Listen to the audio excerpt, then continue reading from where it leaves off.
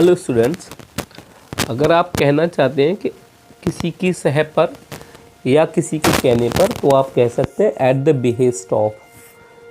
ये एग्जाम्पल्स हैं जिनको आप समझ सकते हैं कि he has done this all at the behest of minister.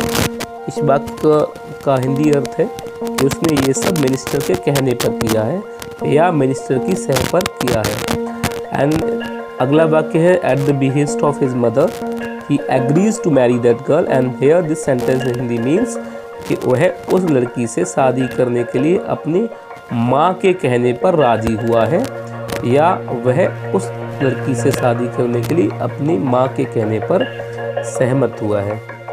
Thank you. पलक झपकते ही तो स्टूडेंट कह सकते हैं इन अ फ्लैश, जैसे फॉर एग्जांपल है the author disappear down the aircraft in a flash. Second example he finish work his work in a flash.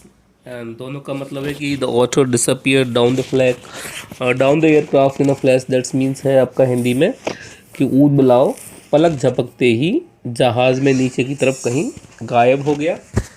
और अगले वाक्य ही finish his work in a flash मतलब है कि उसने अपना कार्य पलक झपकते ही ख़त्म कर लिया। तो इस तरह से जब भी आपका मन हो कहने का कि पलक झपकते ही, तो आप बोलेंगे in a flash. Thank you for watching.